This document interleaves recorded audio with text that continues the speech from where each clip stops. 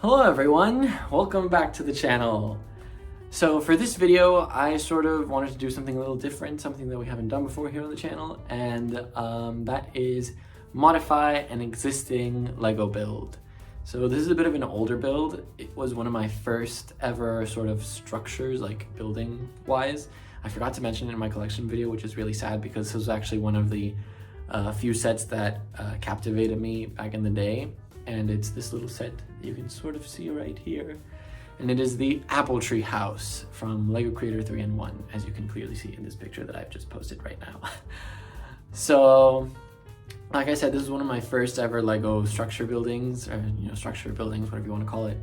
And I was really in love with it. It was just such a cute little house, and it had, all this nice greenery on the outside. Granted, it was very blocky because, of course, it was a 3-in-1 set.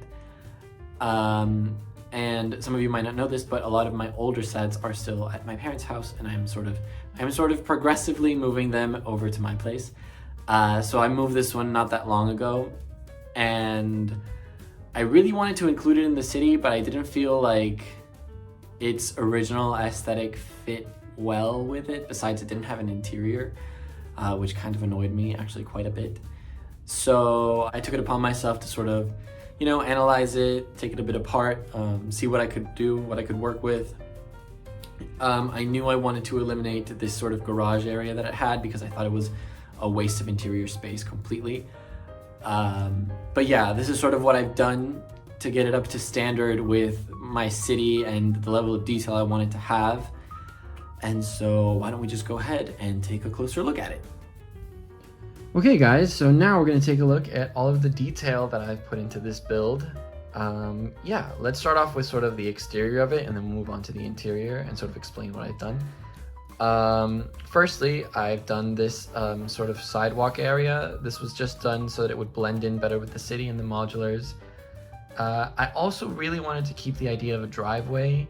Like I mentioned, this area used to be a garage, but I thought it was a waste of interior space, so I decided to move the driveway on this side. And what I've done is I've just sort of marked it out with some tiling that's different.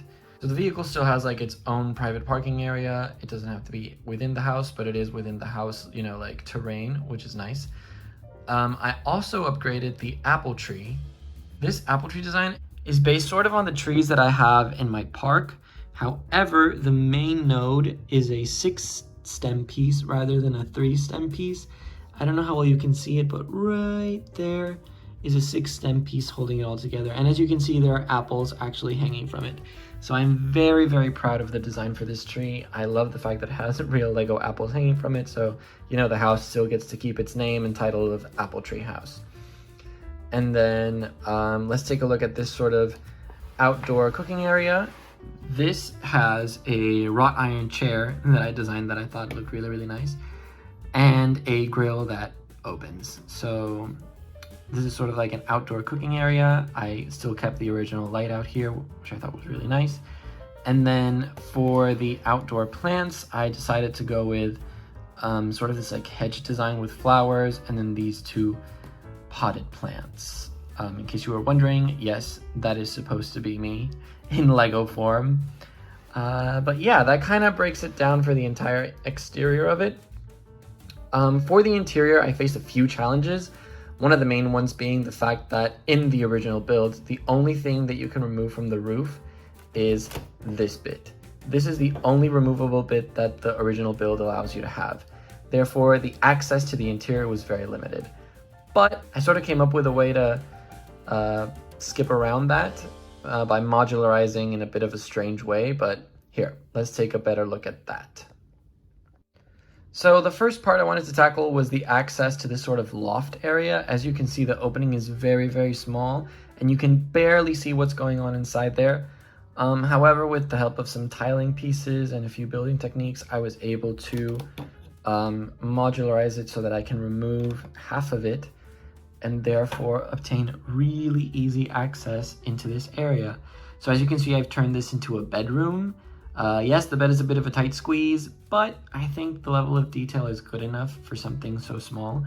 So it's got a bed, a little bit of a backboard, and then some very tiny side tables with a little light and a plant.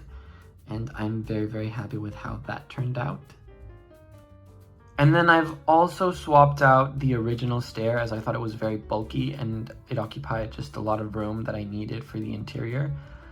Another problem that I was having was that since this section was the only one that you could remove, this one was very much still stuck on the build. So I had to figure out a way around that, and this might be difficult to do with just one hand, but I think if I just lift it, yeah, there we go. So now you can remove this entire piece and access the entire ground floor. So the ground floor is divided into 3 sections. We have the living room with the couch. The couch design I'm very, very happy with. I've ordered a few pieces because I wanted to change a few things, but it'll pretty much still be the same. As you can see, the cushions are stuck to the backing with a single round plate that has a hole in the middle and one of those like minifigure action ankle pieces, like, you know, the little ones with the little tube. I don't know the technical name for it. Someone please mention it below. But there, I mean, you can obviously see the mechanism from the side very evidently, but if you look at it from the front, it's a lot less evident. And I just really, really like it. It gives a very dynamic look to the build itself. And then on the other side, I've put some plants because I'm a really big plant guy, in case you hadn't noticed with my botanical garden build. So we have this tiny little like plant fern in the corner, and then a little hanging plant here, and then another tiny, tiny plant right on top of this sort of like little drawer table, which looks really, really cute. And then over on this side, we have the kitchen, which also has yet another plant.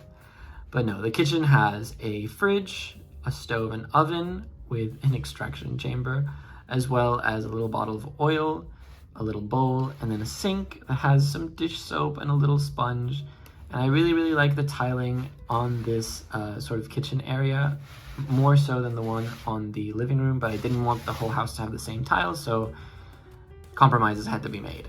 And then the final interior area is this sort of breakfast nook that has this really cute little table with a little flower vase, some teacups, and some chairs placed at an angle. I really, really like the fact that it sort of breaks the whole straight line idea that the whole house carries. So, you know, even more dynamic situation for furniture. And I'm just really happy with the amount of detail that I've been able to fit into such a small space. It just looks so nice in my opinion, and I'm really, really happy with it. All right, so modifying this house for it to be up to city standards, I guess, was a lot of fun. I had so much fun trying to figure out how to fit in all the details and, you know, make it more of an enhanced build than it used to be, because I remember seeing this the first time in stores and thinking, wow, this is just gorgeous, and being kind of bummed out that it didn't have an interior. But you know what? To some extent, I think it's better that way because it gives you room to be creative and sort of create your own version of what you want the house to be. Granted, it doesn't have a bathroom, but I think it turned out pretty cool. I'm really, really happy with all the details and all the spaces that I was able to create. It's almost a fully functioning house, I guess you could say. And it was a process that I really, really enjoyed, and I hope to do again sometime. I'm actually looking at getting a few more houses from the old creator days and giving them the same treatment in order to create a residential area for the city. And I'm just really looking forward to it. So I'm going to give you guys a look at how this fits in with the rest of the city. So enjoy.